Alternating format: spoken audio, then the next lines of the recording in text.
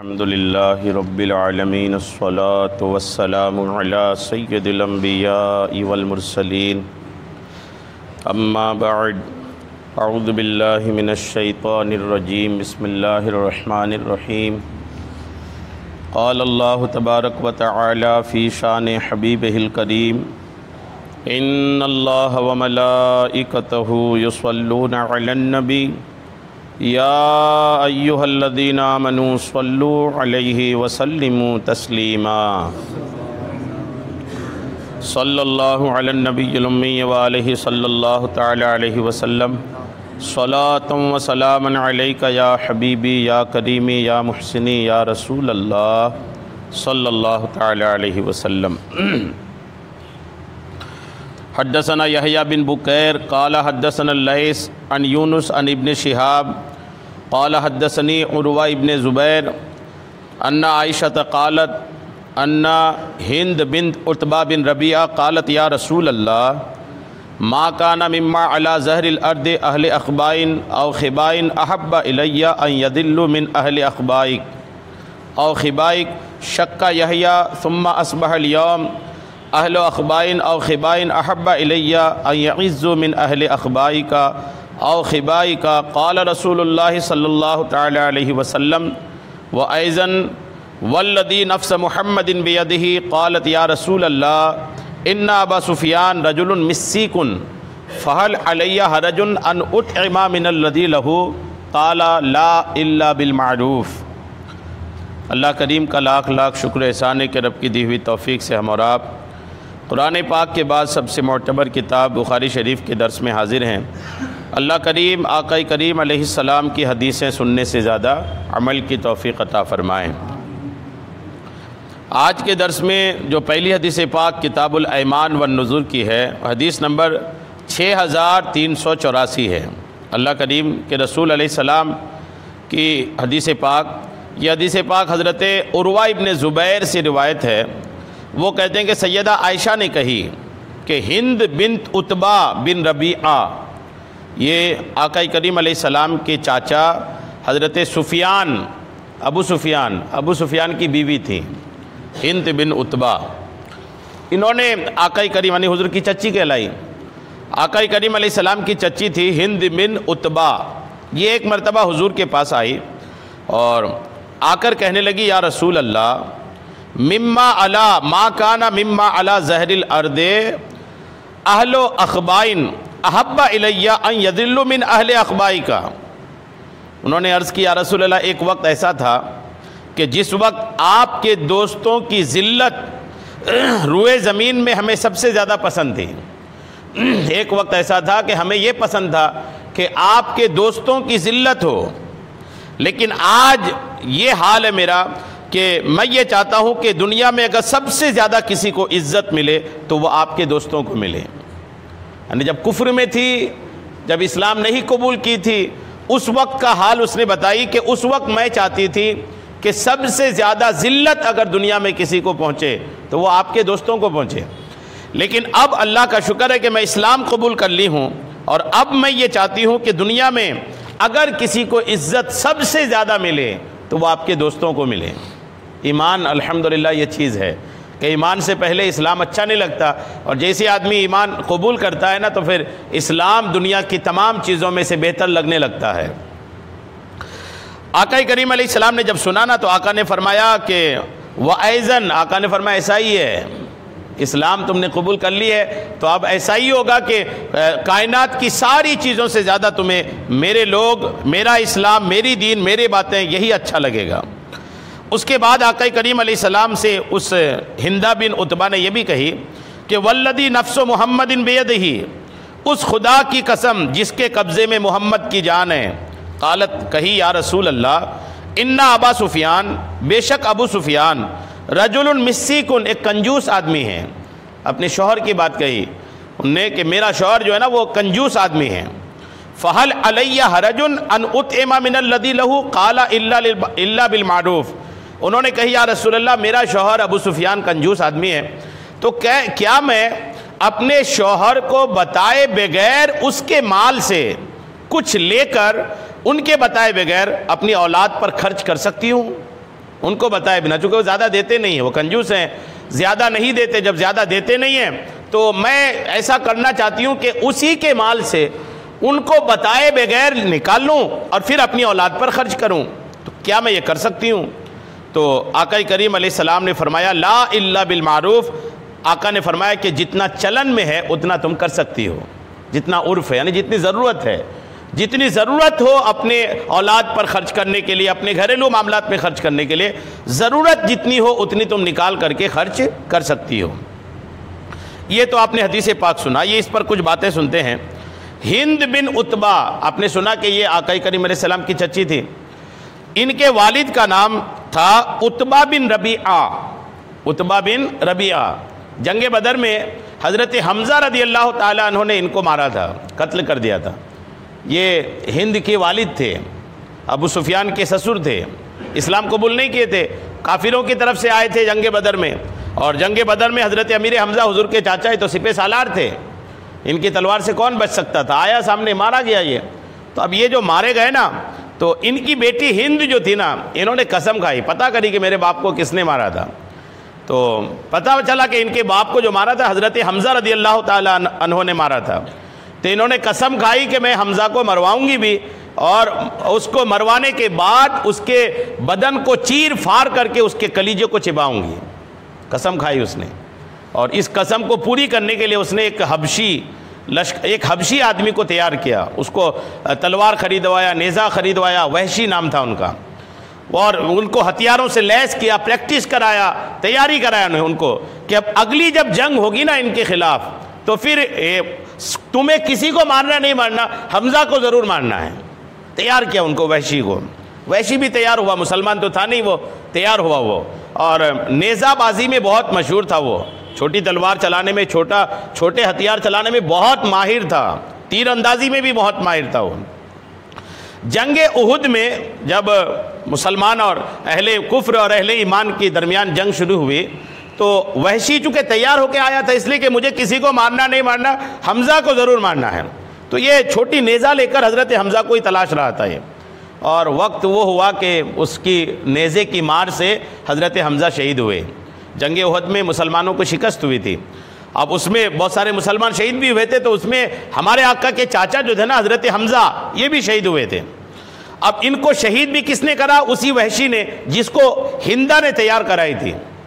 اب وہ جیسے ہی جنگ ختم ہوئی نا، تو اب وہ ہند بھی جو تھی نا، وہ بھی میدان جنگ میں تھی، کنارے سے دیکھ رہی تھی سارا کچھ۔ بڑی بہادر عورت تھی وہ، ان کے بارے میں کہا جاتا ہے بڑی عقل مند تھی، بہادر تھی، دماغ کی بڑی تیز تھی، اچھے برے کی پہچان شروع سے ہی تھی، بھلے اسلام قبول نہیں کی تھی۔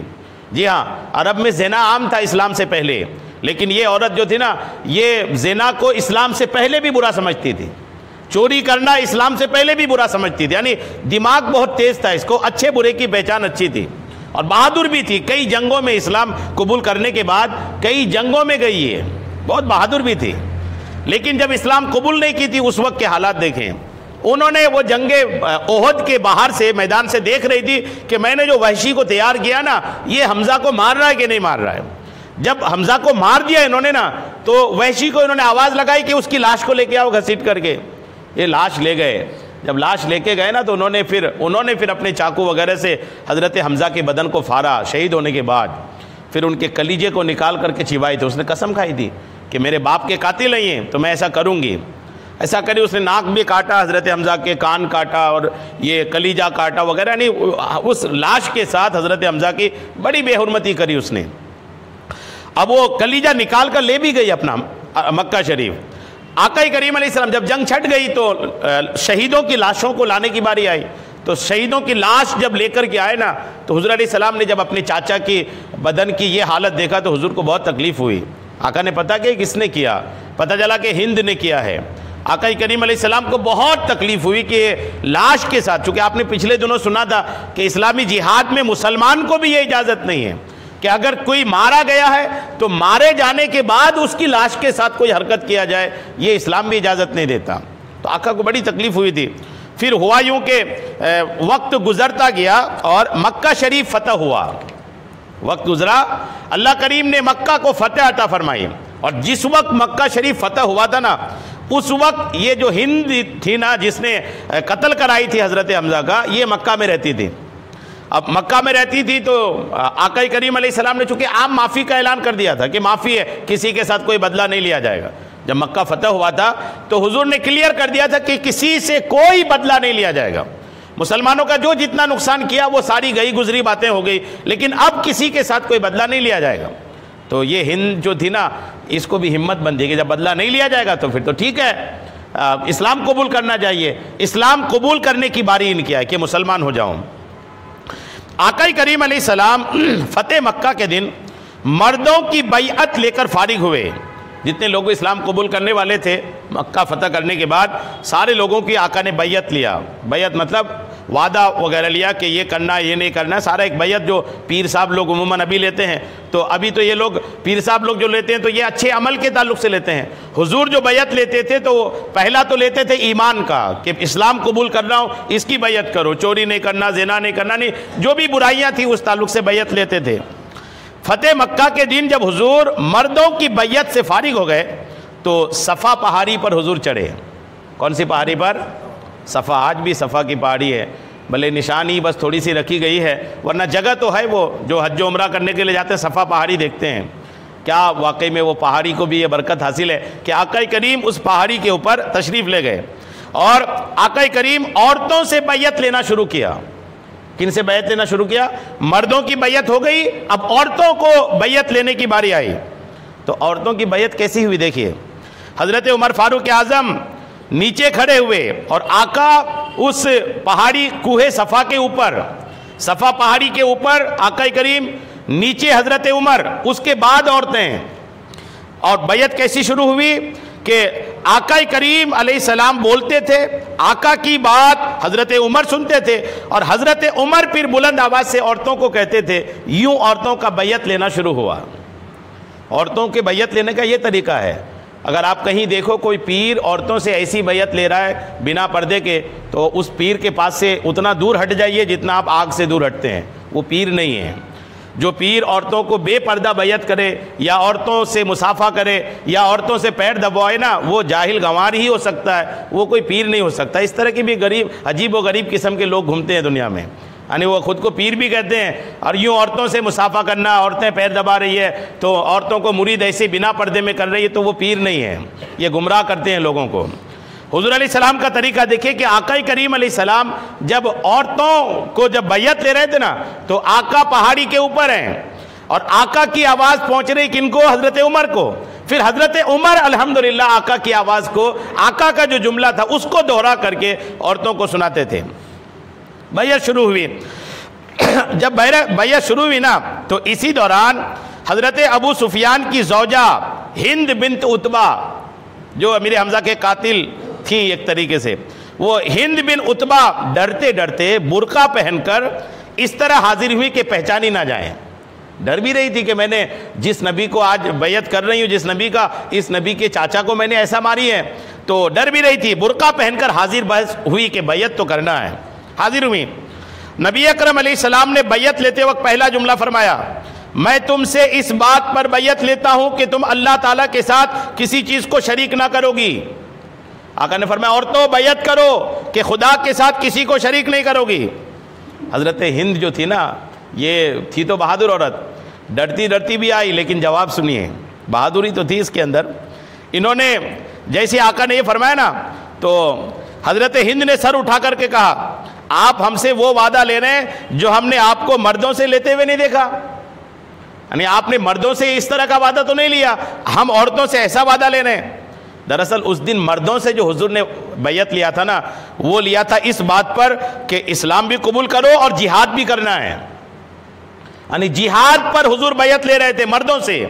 اب یہ حضرت ہند نے سنی تھی کہ حضور تو مردوں سے جہاد پر بیعت لے رہے ہیں اور عورتوں سے جہاد پر بیعت نہیں لے رہے ہیں، یعنی یہ عورت ہو کر بھی جہاد کا الحمدللہ ایک جوش رکھتی تھی، یعنی ہم سے جہاد کا بیعت کیوں نہیں لیا جا رہا؟ ان کو ایک کڑن تھی کہ ہم عورت ہیں لیکن ہم جہاد کریں گے، لیکن اسلام میں عورتوں کے لیے جہاد فرض نہیں ہے، تو آقا عورتوں سے جہاد نہیں لے رہے تھے۔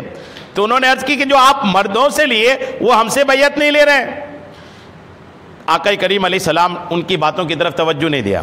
آقا نے فرمایا اور چوری نہیں کرو گی، دوسری بیعت یہ لو کہ چوری نہیں کرو گی۔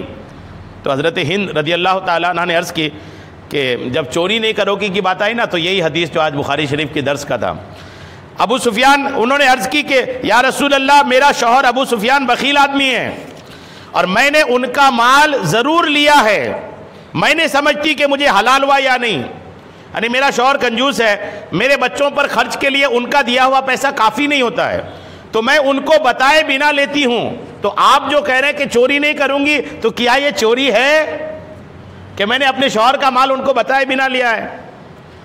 اب یہ پوچھ رہی تھی نا، تو اس وقت وہاں پر ابو سفیان بھی موجود تھے جن کو کہا جا رہا تھا کہ یہ کنجوس ہیں۔ حضرت ابو سفیان رضی اللہ تعالیٰ عنہ بھی وہاں حاضر تھے۔ انہوں نے کہا جو تو نے پہلے لے لیا اور جو آئندہ لے گی سب حلال ہے۔ وہ بڑا رحمتوں والا دن تھا۔ ابو سفیان نے کلیئر کر دیا کہ گھبراؤ نہیں، آج رحمتوں والا دن ہے، ہم اسلام قبول کر رہے ہیں اور تم بھی اسلام قبول کر رہی ہو، اسلام فتح جھنڈا لہرا رہا ہے مکہ شریف میں، تو حال یہ ہے کہ جو تم نے پہلے لے لی وہ سب کو میں نے حلال کیا، اور اب کے بعد جو بنا بتائے لوگی نا وہ سب بھی حلال ہے۔ اب اس پر نبی کریم علیہ السلام نے مسکراتے ہوئے ارشاد فرمایا، تو ہند بن عتبہ ہے۔ حضور نے مسکرایا اور مسکرا کر کے فرمایا تو ہند ہے، یعنی اب آقا کریم علیہ السلام نے ان سے کلیئر کیا کہ تو ہند بن عتبہ ہے۔ تو عرض کی جی ہاں حضور، میں ہند بن عتبہ ہوں۔ عرض کی جی ہاں، اچھا جی ہاں بھی بولی اور کہنے لگی مجھ سے جو قصور ہوئے ہیں وہ معاف فرما دیجئے، معافی بھی مانگ لی، چونکہ ان کو پتا تھا کہ حضور کو تکلیف ہوئی تھی حضرت امیر حمزہ کی لاش کے ساتھ جو میں نے کی تھی۔ عرض کی حضور مجھے معاف فرما دیجئے۔ پھر آقا کریم علیہ السلام نے فرمایا، یعنی توجہ نہیں دی، آقا اس دن الحمدللہ جلال بھی تھا، رحمت بھی تھی، سب تھا۔ آقا نے ان نے کہی معاف فرما دیجئے، حضور نے کوئی رپلائی نہیں کیا۔ آقا نے اگلا جملہ ارشاد فرمایا، بیعت لے رہے تھے، فرمایا کہ اور تو بولو بدکاری نہیں کرو گی۔ اب حضرت ہند جو تھی نا، وہ میں نے آپ کو بتایا نا کہ وہ پہلے بھی بدکاری نہیں کرتی تھی، یعنی عقل مند عورت تھی وہ۔ جب حضور نے فرمایا کہ اور تو بدکاری نہیں کرو گی، تو حضرت ہند نے کہا کیا کوئی عورت بھی بدکاری کرتی ہے؟ یعنی یہ بات اس کو عجیب سی لگی۔ میں جو عورت کبھی چوری نہیں کرے اس کو بولیں کہ عورتیں چوری کرتی ہیں تو اس کو لگے گا نا یہ عورتیں بھی چوری کرتی ہیں، تو وہ کبھی بدکاری کی طرف گئی نہیں۔ جب حضور نے یہ بیعت لیا نا تو کہنے لگی کوئی عورت بھی بدکاری کرتی ہے۔ پھر آقا نے ارشاد فرمایا اپنی اولاد کو قتل نہیں کرو گی۔ تو حضرت ہند نے کہا ہم نے چھوٹے چھوٹے بچے پالے، جب وہ بڑے ہو گئے تو آپ نے انہیں قتل کر دیا۔ جنگ بدر کی یاد دلا رہی تھی، جنگ بدر میں مکہ کے بہت سارے لوگ مارے گئے تھے، تو ہند نے کہا کہ ہم نے چھوٹے چھوٹے بچے پال کے بڑے کیے اور جنگ بدر میں تو مسلمانوں نے انہیں قتل کر دیا۔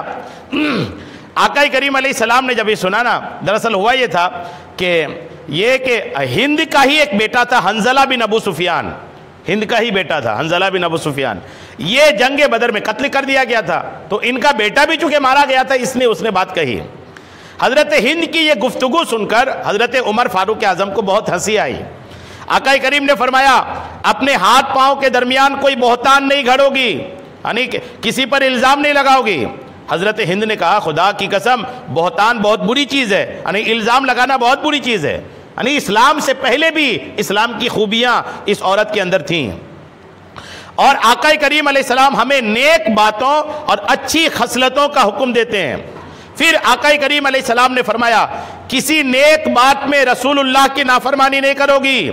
اس پر حضرت ہند نے کہا اس مجلس میں ہم اس لیے حاضر ہی نہیں ہوئے کہ اپنے دل میں آپ کی نافرمانی کا خیال آنے دیں، یعنی ہم اپنے دل میں آپ کی نافرمانی کا کوئی بھی معاملہ آنے نہیں دیں گے۔ عورتوں نے ان تمام معاملات کا الحمدللہ ذکر کیا، اور اس وقت الحمدللہ 457 عورتوں نے حضور کے ہاتھ میں بیعت کیا تھا۔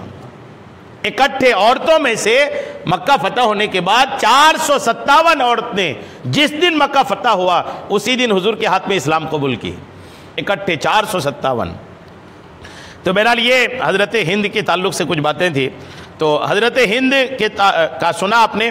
اب چاہیے ایک مسئلے کی بات میں واضح کر دوں کہ اگر عورت جو ہے نا اپنے شوہر کے مال سے اپنے شوہر کو بتائے بنا خرچ کرتی ہے اگر، تو یاد رکھیے گا کہ جتنا عرف ہے، جتنا چلن ہے، فضول خرچی نہیں، جتنی ضرورت ہے اتنی اگر عورت اپنے شوہر کے مال سے اس کو بتائے بنا لیتی ہے تو اس میں اس کا کوئی گناہ نہیں ہے۔ یہاں تک کہ کچھ حدیثیں اس طرح کی ہیں، حضور علیہ السلام نے فرمایا ہے کہ اگر عورت اپنے شوہر کے مال سے صدقہ کرے، عورت اگر اپنے شوہر کے مال سے صدقہ کرے تو اس عورت کو بھی ثواب ملتا ہے اور اس کے شوہر کو بھی ثواب ملتا ہے۔ شوہر کو ثواب اس لیے ملتا ہے کہ اس نے کما کر کے رکھا ہے، اور عورت کو اس لیے ثواب ملتا ہے کہ اس نے اپنے شوہر کے مال سے خرچ کیا۔ یہ بھی حدیثوں میں ہے۔ تو بہرحال اگر کوئی عورت لیتی ہے یوں ہلکا پھلکا اپنے گھر کی ضرورت کے لیے شوہر کو بتائے بنا تو اس کی شرعاً اجازت ہے، اس میں کوئی مذائقہ نہیں ہے۔ درود پاک پڑھی، اللہم صلی علی سیدنا شفیعنا حبیبنا مولانا محمد بارک وسلم، صلاۃ و سلاما علیک یا حبیبی یا رسول اللہ صلی اللہ تعالی علیہ وسلم۔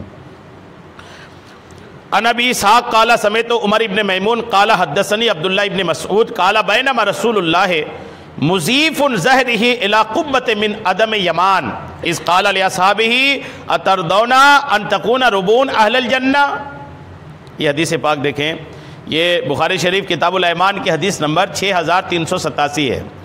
حضرت عبداللہ ابن مسعود کہتے ہیں کہ ایک مرتبہ ہمارے آقا کریم علیہ السلام ایک چمڑے کے کبہ میں پیٹھ لگا کر، یعنی ٹیک لگا کر کے بیٹھے ہوئے تھے۔ چمڑے کا کچھ بنا ہوگا اور اس میں آقا کریم علیہ السلام پیٹھ دے کر، یعنی ٹیک لگا کر بیٹھے تھے، صحابہ کرام بھی بیٹھے تھے۔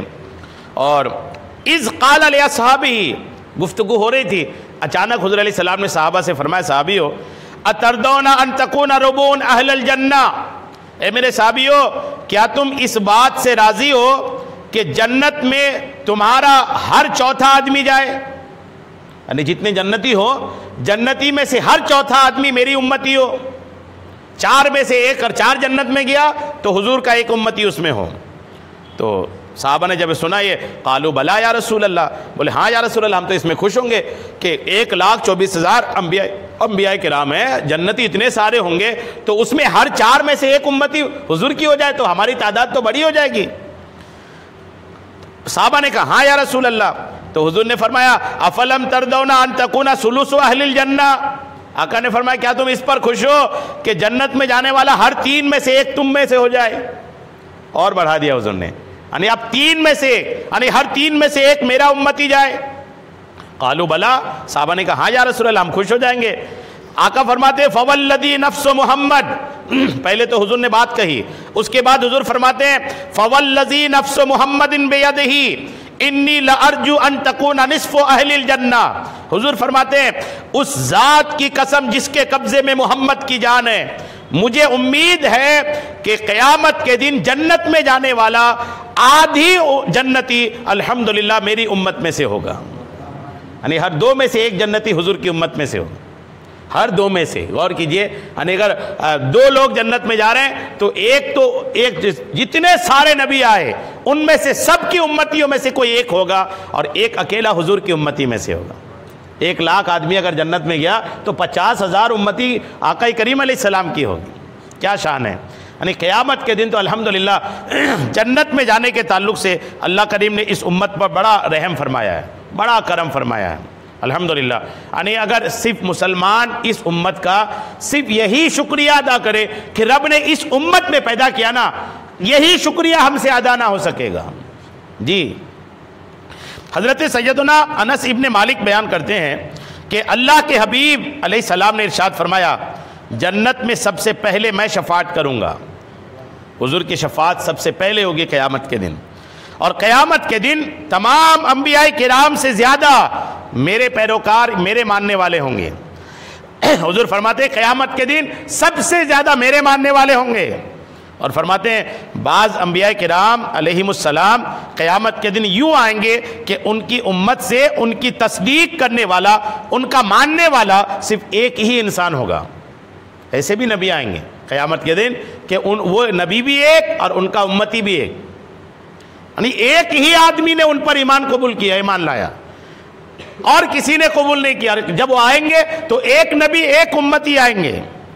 حضرت سیدنا ابو ہریرہ سے روایت ہے کہ رسول کریم علیہ السلام نے ارشاد فرمایا قیامت کے دن میرے ساتھ میری امت سیلاب اور رات کی طرح آئے گی، سیلاب کی طرح آئے گی، سیلاب آتے دیکھتے ہیں نا، یعنی ایک تو آقا نے بتایا کہ ایک نبی کے ساتھ ایک ہی امتی ہوگا، کبھی کبھی ایسا بھی ہوگا، یعنی کچھ نبی ایسے بھی ہوں گے۔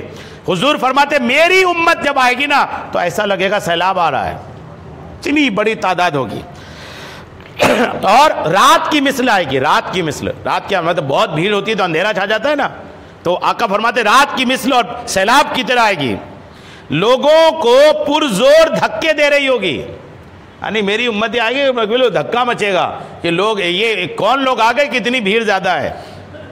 اور جب فرشتے دیکھیں گے نا تو فرشتے کہیں گے کہ دیگر تمام انبیاء کرام کے ساتھ آنے والوں سے حضرت محمد علیہ السلام کے ساتھ آنے والے یقیناً زیادہ ہیں، یعنی قیامت کے میدان میں یہ شور ہوگا کہ حضور کی جو امتی ہے نا، اللہ کے آخری نبی کی جو امتی ہیں وہ تمام امت سے زیادہ ہیں۔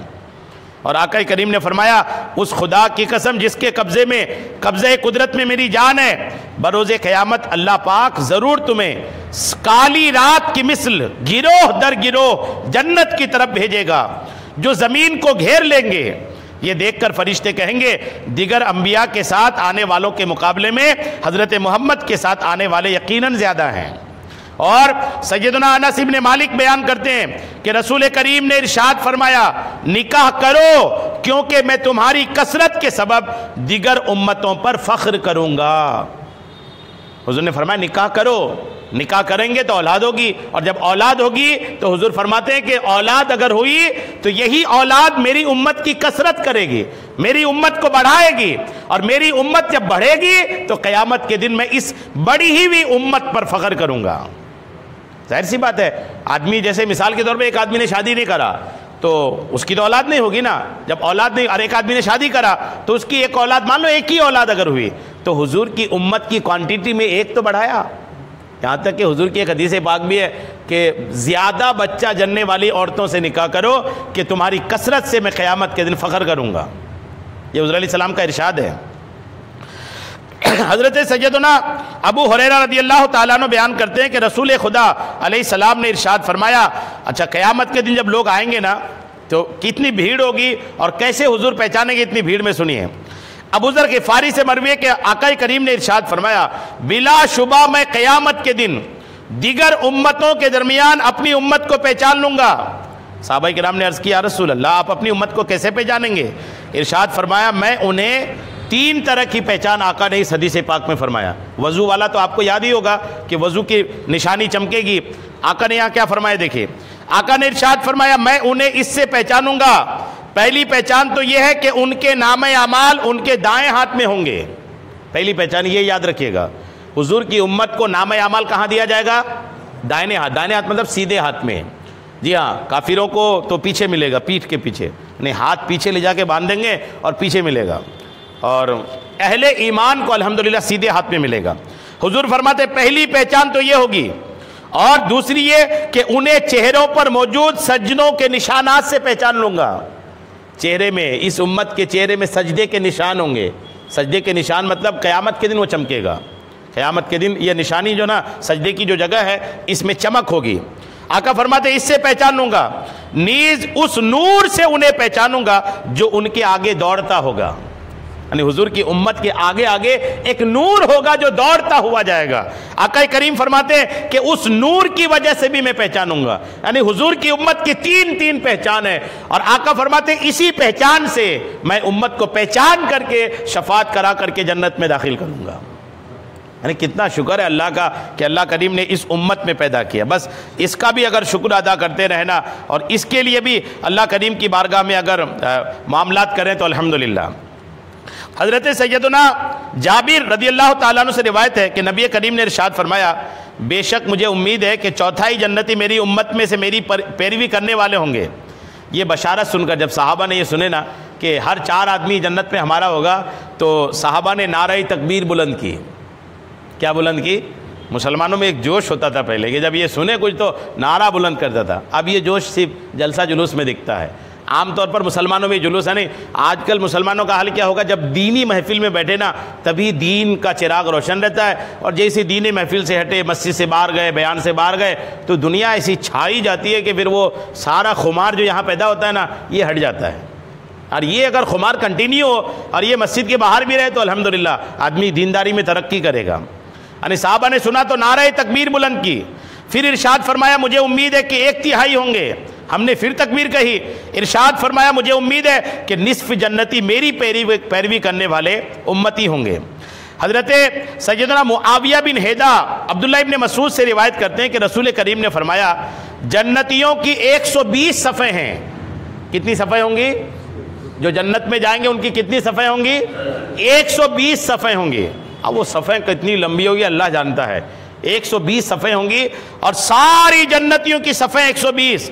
اور آقا کیا فرماتے سنیے، آقا فرماتے ان 120 میں سے 80 صفیں میری امت کی ہوں گی۔ الحمدللہ 120 تمام امت کی ملا کے 120، اور جب حضور کی امت انہیں 120 میں سے کتنی ہوں گی؟ 80 صفیں ہیں، تو باقی کتنی بچی؟ 40 بس، یعنی 40 صفوں میں سارے نبی بٹ جائیں گے اور اکیلے آقا کی امتی 80 صفوں میں ہوں گے۔ الحمدللہ یعنی اپنے لوگوں کی اللہ نے چاہا تو دھوم رہے گی، بس یہ کہ اپنا ایمان بچا کر کے رکھیے گا۔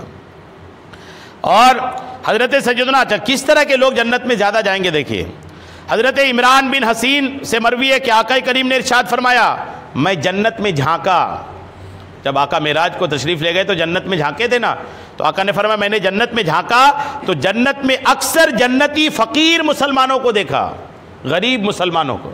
فقیر کا مطلب مانگنے والے نہیں، یہ مانگنے والے تو عجیب و غریب قسم کے لوگ ہیں، فقیر مطلب غریب مسلمان، یعنی وہ مسلمان جو غریب ہیں۔ آقا فرماتے ہیں میں نے اکثر جنتی ان کو دیکھا، اور جہنم میں جھانکا تو اکثر عورتوں کو دیکھا، جہنم میں کثرت عورتوں کی۔ اور آقا کریم علیہ السلام نے فرمایا کہ میں جنت کے دروازے پر کھڑا ہوا تو دیکھا کہ اس میں داخل ہونے والے لوگ عموماً مسکین تھے، مالدار لوگ حساب کے لیے روک لیے گئے تھے۔ جو مالدار ہیں نا ان کو حساب کے لیے روک لیا گیا، رک جاؤ اتنا پیسہ کہاں سے کمایا، کہاں خرچ کیا، حلال حلال یعنی حرام، وہ سارا کچھ ان کی تفتیش کرتے کرتے کرتے ان کو روک لیا جائے گا۔ ایک غریب کے پاس تو نہیں ہے نا، بینک میں اکاؤنٹ بھی نہیں ہے، یا تو دنیا میں بھی حساب نہیں ہے تو آخرت میں کیا حساب ہونا۔ تو یہ کہ ایک غریب آدمی کو جلدی جنت میں جانے کو ملے گا۔ جو جہنمی تھے انہیں جہنم کی طرف لے جانے کا حکم دیا گیا تھا۔ میں جہنم کے دروازے پر کھڑا ہوا، آقا فرماتے ہیں دیکھا کہ اس میں داخل ہونے والوں میں عورتیں زیادہ ہیں۔ اور سنیے اللہ کے حبیب نے فرمایا کہ اکثر جنتی بھولے بھالے لوگ ہوں گے، جو بھولے والے ہیں، زیادہ معاملات نہیں ہیں، ایسے لوگ زیادہ جنت، مسلمانوں میں ایسے لوگ جنت میں زیادہ جائیں گے۔ سیدھے سادھے جو لوگ ہوتے ہیں، جو سیدھا سادہ ہوتا ہے نا ان کے دماغ میں طرح طرح کی خیالات بھی نہیں آتے، وہ شاطر خیال بھی نہیں ہوتا، زیادہ وہ کچھ معاملات نہیں ہوتے ان کے، سیدھا سادہ، یا لوگ بولتے ہیں نا بڑا سیدھا سادہ ہے، گھر میں ہی رہتا ہے اکثر، کہاں کچھ ہو، نہ کسی کو چھیڑتا ہے، نہ کسی کو گالی دیتا ہے، نہ غیبت نہ چغلی، وہ تو پڑا رہتا ہے اپنی دنیا میں مست رہتا ہے۔ تو لوگ دنیا میں تو ایسے کو کچھ نام دے کر کے اس کو پریشان کرتے ہیں نا، لیکن ایسے بھولے بالے سیدھے سادے لوگ آقا فرماتے ہیں یہ پہلے جنت میں جائیں گے۔ الحمدللہ۔ تو بہرحال یہ کہ جنت میں ان کی تعداد زیادہ ہوگی۔ درود پاک پڑھی اللہم صلی علی سیدنا شفیعنا حبیبنا مولانا محمد بارک وسلم، صلاۃ و سلام علیک یا حبیبی یا کریمی یا محسنی یا رسول اللہ صلی اللہ تعالی علیہ وسلم۔ حدثنا اسحاق قال اخبرنا حبان قال حدثنا حمام قال حدثنا قتادہ۔ یہ حدیث پاک سنیں، یہ حدیث پاک حضرت ابو سعید سے روایت ہے، ان رجلا سمع رجلا یقرأ قل هو اللہ احد يرددها فلما اصبح جاء الى رسول اللہ فذكر ذلك له وكأن الرجل يتقلها فقال رسول الله والذي نفسي بيده وانها لتعدل ثلث القرآن۔ حدیث پاک ابو سعید سے روایت ہے کہ ایک آدمی نے کسی سے سنا کہ وہ نماز میں اکثر قل هو اللہ احد ہی پڑھتا ہے۔ ایک شخص کو دیکھا کہ وہ نماز میں، ہر نماز کی ہر رکعت میں صرف سورہ اخلاص ہی پڑھ رہا ہے، صرف قل هو اللہ احد۔ اب وہ جس نے سنا نا وہ صبح کو آقا کریم کی بارگاہ میں آ کے شکایت کیا کہ یا رسول اللہ فلاں آدمی نماز میں سورہ اخلاص ہی پڑھتا ہے، یعنی سورہ اخلاص ہی، اس کے علاوہ اور کچھ نہیں پڑھتا۔ تو دراصل وہ جو بندہ شکایت کرنے کے لیے آیا تھا نا اس کو گمان ہو رہا تھا کہ یہ چھوٹی سورت پڑھ رہا ہے، یعنی یہ جلدی پڑھ رہا ہے، چھوٹی سورت پڑھ رہا ہے، وہ اس کو کم تصور کر رہا تھا، کم سمجھ رہا تھا کہ بڑی سورتوں کو چھوڑ کر یہ چھوٹی سورت پڑھ رہا ہے، یعنی اس کو لگ رہا تھا یہ کم ہے۔ جب آقا کریم کی بارگاہ میں آ کے شکایت کیا نا تو آقا نے جواب میں کیا ارشاد فرمایا سنیے. آقا فرماتے والذی نفسی بیدہ انہا لتعدل ثلث القرآن. آقا فرماتے ہیں اس خدا کی قسم جس کے قبضے میں میری جان ہے، بے شک سورہ اخلاص تہائی قرآن کے برابر ہے. کس کے برابر ہے؟ تہائی قرآن. یعنی اگر آدمی 3 بار سورہ اخلاص پڑھ لے تو 1 قرآن کا ثواب ملتا ہے. اگر 3 بار کوئی تلاوت کر لے تو کتنے قرآن کا؟ 1 قرآن پاک کا ثواب ملتا ہے. جب آپ قبرستان جایا کریں نا تو سورہ اخلاص تو عموماً لوگوں کو یاد رہتا ہے. بہت سارا کچھ پڑھنے کو اگر نہیں ہے نا تو سورہ اخلاص کی تکرار کریں بار بار، وقت ملے 500 بار پڑھ لیں، 1000 بار پڑھ لیں. بہت سارا وقت لگنا بھی نہیں ہے، یعنی جتنا بھی آپ پڑھ سکتے ہیں 1100 بار پڑھ لیں، 21 بار پڑھ لیں. سورہ اخلاص زیادہ پڑھا کریں. یہ کہ سورہ اخلاص جو ہے نا یہ کم پڑھائی میں زیادہ ثواب اپنے اندر رکھتا ہے، اور ہمیں مردوں کو ثواب ہی تو پہنچانا ہے. بڑے فضائل ہیں اس کے، آپ نے کئی بار سنے ہوں گے لیکن آپ کی یاد دہانی کے لیے ایک بار اور میں سنا دیتا ہوں آپ کو. نبی کریم نے ارشاد فرمایا کیا تم میں سے کوئی اس سے عاجز ہے کہ وہ رات میں قرآن مجید کا تہائی حصہ پڑھ لے؟ آقا نے فرمایا لوگوں سے کہ کیا تم میں کوئی ایسا نہیں کرے کہ جب سونے جائے تو تہائی حصہ قرآن پڑھ لے، یعنی قرآن پاک کا 3 حصے میں سے 1 حصہ پڑھ کے سوئے.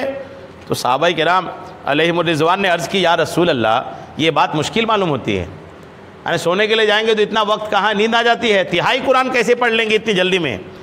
انہوں نے عرض کی یا رسول اللہ ہم میں سے کون اس کی طاقت رکھتا ہے، تہائی قرآن کیسے پڑھ لے گا آدمی سونے کے لیے جائے گا؟ تو آقا کریم نے ارشاد فرمایا سورہ اخلاص تہائی قرآن کے برابر ہے. کیا چیز؟ سورہ اخلاص کس کے برابر ہے؟ تہائی. الحمدللہ تہائی قرآن کے برابر ہے الحمدللہ. اور حضرت عائشہ صدیقہ فرماتی ہے کہ حضور پرنور علیہ السلام نے ایک شخص کو ایک لشکر میں روانہ کیا، وہ اپنے ساتھیوں کو نماز پڑھاتے تو سورہ فاتحہ کے ساتھ سورہ ملانے کے بعد سورہ اخلاص بھی پڑھتے تھے. ایک مرتبہ آقا کریم علیہ السلام ایک بندہ کو کسی لشکر میں بھیجا تو وہ گیا تو جو سپہ سالار تھے نا وہ نماز پڑھاتے تھے، تو وہ نماز جب پڑھاتے تھے تو انداز کیا تھا سورہ فاتحہ پڑھے سورہ ملائے سورہ اخلاص پڑھے، سورہ فاتحہ پڑھے سورہ ملائے سورہ اخلاص پڑھے، یعنی ایک سورہ ملاتے تھے اور ساتھ میں یہ سورہ اخلاص بھی پڑھی دیتے تھے. یعنی ایک سورہ ملانا ہے لیکن سورہ اخلاص اس کے بعد پڑھنا ہی ہے. اب وہ جنگ میں تھے، باہر تھے کہیں پر، ان کو بڑی حیرت ہوئی کہ یہ کیا ہو رہا ہے، سورہ ملا ہی رہے تو پھر سورہ اخلاص کیوں پڑھ رہے ہیں، اور پھر سورہ اخلاص ہی پڑھنا ہے تو سورہ کیوں ملا رہے ہیں؟ لوگوں کو بڑی حیرت بھی ہوئی. جب وہ لشکر واپس آیا تو لوگوں نے نبی کریم علیہ السلام سے یہ بات ذکر کی. لوگوں نے عرض کیا یا رسول اللہ یہ بندہ ایسا کرتا ہے، سورہ فاتحہ بھی پڑھتا ہے اور ساتھ میں سورہ ملاتا ہے، پھر سورہ اخلاص بھی پڑھتا ہے. تو آقا کریم علیہ السلام نے ارشاد فرمایا اس سے پوچھو کہ تم ایسا کیوں کرتے ہو. آقا نے فرمایا پوچھو ذرا اس سے ایسا کیوں کرتا ہے یہ. جب لوگوں نے اس سے پوچھا تو اس نے کہا یا رسول اللہ یہ سورت جو ہے یہ رحمان کی صفت ہے. قل هو اللہ احد جو سورت ہے نا، اس سورت میں اللہ کریم کی صفت بیان کی گئی ہے کہ قل هو اللہ احد، آپ فرما دیجئے اللہ ایک ہے، اللہ الصمد اللہ بے نیاز ہے، لم یلد وہ کسی سے پیدا نہیں ہوا، ولم یولد اس کی کوئی اولاد نہیں ہے، ولم یکن لہ کفوا احد اور اللہ کے برابر کا کوئی نہیں ہے. یعنی یہ پوری سورت جو ہے نا یہ اللہ کی تعریف ہی بیان کی گئی ہے، اللہ کے بارے میں بیان کی گئی ہے. تو اب وہ صحابی کہتے ہیں یا رسول اللہ چونکہ سورہ اخلاص میں صرف خدا کی بات بیان کی گئی ہے، اسی وجہ سے اس سورت سے میں محبت کرتا ہوں، اور اسی محبت میں ہر نماز میں سورہ فاتحہ کے بعد کوئی سورت بھی پڑھتا ہوں اور ساتھ میں سورہ اخلاص بھی پڑھی دیتا ہوں. جب انہوں نے ایسا کہا نا تو آقا کریم علیہ السلام نے ارشاد فرمایا کہ اسے بتا دو کہ اللہ تعالیٰ بھی اس سے محبت فرماتا ہے. یعنی اگر آپ خدا سے محبت کرتے ہیں نا تو آقا نے بشارت دی کہ انہیں بشارت دو، خوشخبری سناؤ کہ اللہ کریم بھی اس سے محبت فرماتا ہے. حضرت انس رضی اللہ تعالیٰ عنہ سے روایت ہے کہ ایک شخص نے سید عالم سے عرض کی مجھے اس سورت سے بہت محبت ہے. ایک شخص نے عرض کی یا رسول اللہ مجھے سورہ اخلاص سے بہت پیار ہے. تو آقا نے فرمایا کہ اس کی محبت تجھے جنت میں داخل کر دے گی. سورہ اخلاص کی محبت تمہیں جنت میں داخل کر دے گی. اور تفسیر ساوی میں لکھا ہے کہ جو شخص گھر میں داخل ہوتے وقت، لوگ بے روزگاری پریشانی گھر کی برکت کے بارے میں کرتے ہیں نا، ایک بہت پیارا عمل سنیے. تفسیر ساوی میں ہے کہ جو شخص گھر میں داخل ہوتے وقت، اس کو عادت میں بنا لیجئے اپنا، بالکل سن کے اس کو گڑا باندھ لیجئے، اپنی عادت میں بنا لیجئے، روزی میں برکت کا بہت پیارا وظیفہ ہے یہ. کہتے ہیں کہ جو شخص گھر میں داخل ہوتے وقت سلام کرے، گھر میں کوئی ہے تو بھی، کوئی گھر میں نہیں ہے تو بھی، جی ہاں پہلی عادت تو یہ بنائیے، گھر جیسے داخل ہوئے تو سلام کرنا ہے، بیوی بچے ہیں تو الحمدللہ انہی کو سلام کیے، اور اگر کوئی نہیں ہے تو بھی سلام کریں، چونکہ نیک روحیں مسلمانوں کے گھروں میں ہوتی ہیں، نیک جنات کی روحیں مسلمانوں کے گھروں میں ہوتی ہیں، آقا کریم علیہ السلام کی جلوہ گری بھی ہوتی ہے، سنا ہے آپ ہر عاشق کے گھر تشریف لاتے ہیں، وہ ہے نا۔ تو بہرحال یہ کہ گھر میں داخل ہوں تو کیا کریں، پہلا کام کیا کرنا ہے، سلام کرنا ہے، اور اگر گھر خالی ہو تو حضور اکرم علیہ السلام کو سلام کرے، اگر گھر خالی ہے نا تو سلام تب بھی کرے، نیت کیا کرے کہ میں اپنے آقا کو سلام پیش کر رہا ہوں، آقا تو آقا ہے نا، آپ اگر سمندر کی تہ میں جا کر کے بھی آقا کو سلام پیش کرتے ہیں تو سلام پہنچتا ہے، تو اگر آپ گھر میں داخل ہوئے پہلا کام سلام، کوئی ہے تو ان کو، نہیں ہے تو کن کو، اللہ کے رسول کو، ٹھیک ہے، نیت کر لیے کہ میں آقا کو سلام کر رہا ہوں۔ اس کے بعد کیا کریں، اس کے بعد ایک بار سورہ اخلاص قل هو اللہ احد پڑھ لیا کرے، تو لکھا ہے کہ انشاءاللہ ان کی غریبی، ان کی تنگدستی دور ہوگی، اللہ کریم ہمیشہ ان کو فقر و فاقہ اور محتاجی سے محفوظ رکھے گا۔ بہت بڑا عمل تو ہے نہیں، گھر میں داخل ہونا ہے، سلام کرنا ہے، سورہ اخلاص پڑھنا ہے، سلام کرتے وقت دھیان رکھے کہ گھر والے ہیں تو انہی کو سلام، کوئی نہیں ہے تو رسول اللہ کو سلام، اور اس کے بعد سورہ اخلاص ایک بار پڑھنا ہے۔ یہ داخل ہوتے تو مجھے لگتا ہے کہ آپ مین گیٹ میں جو گھر کا انٹر ہے وہاں داخل ہو کے اپنے بیوی بچوں تک پہنچنے تک آپ سورہ اخلاص پڑھ چکے ہوں گے، تو یہ پڑھائی بھی ہو جائے گی اور یہ کام بھی ہو جائے گا، اور برکت یہ ہوگی کہ اگر آپ نے اس کو کنٹینیو کیا، یہ آپ کو لگاتار کرنا ہے، عادت بنا لینی ہے، آپ نے اگر اس کی عادت بنا لیا، لگاتار اس کو آپ نے کرے نا، تو الحمدللہ آپ کو برکتیں حاصل ہوگی، زندگی بھر اللہ کریم آپ کو محتاجی سے محفوظ رکھے گا۔ تو اس عمل کو ضرور کیجیے گا، اللہ کریم ہم سب کو عمل کی توفیق عطا فرمائے، آمین بجاہ النبی الامین صلی اللہ تعالی علیہ وسلم۔